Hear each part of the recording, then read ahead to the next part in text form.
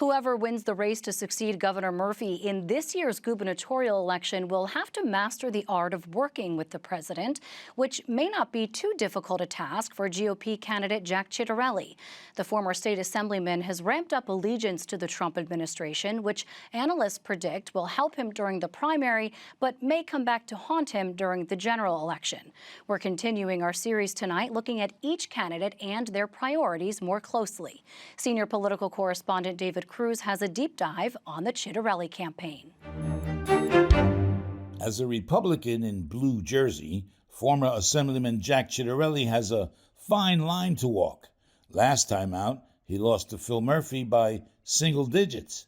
He's seen as the frontrunner in this race, but all that could change if the president, who overperformed in New Jersey last November, were to endorse someone else. So more so than ever, Ciattarelli has been cozying up to the president this primary season, despite his less than full-throated Trump support in the past. David, I supported the president back in 2020, supported him again in 2024, was with him recently and thanked him greatly for two promises made, promises kept.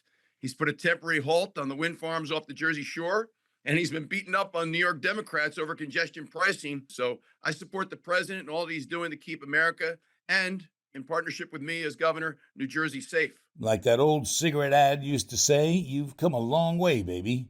But not so, says Ciattarelli's campaign manager, Eric Arpert. Sometimes, he says, things just change. Jack and the president had a great meeting in Bedminster. You've seen the reports and pictures from that.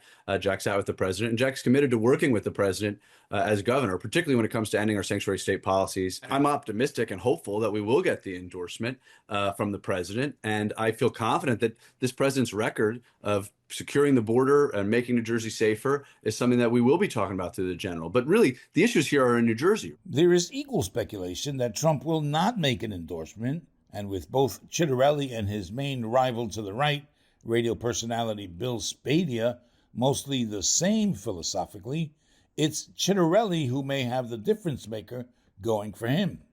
The machine.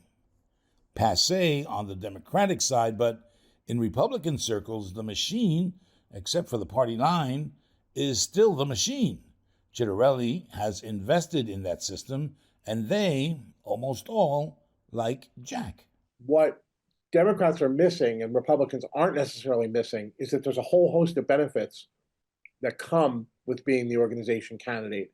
And so while it's been a criticism, when it is a criticism, we miss that having the support of the people who know how to win in your county, in that particular county, is a big benefit. It certainly seems to help Ciattarelli so far, and we know that in these low turnout, low engagement elections, like a primary, that it's really those who are organized, those who are most interested and engaged, much like those within the political machine, who actually turn out to vote. So at least for Ciattarelli, that could be a very smart move. In his third run for governor, Ciattarelli has shown that he is not the same candidate he was 8 years ago or 4 years ago.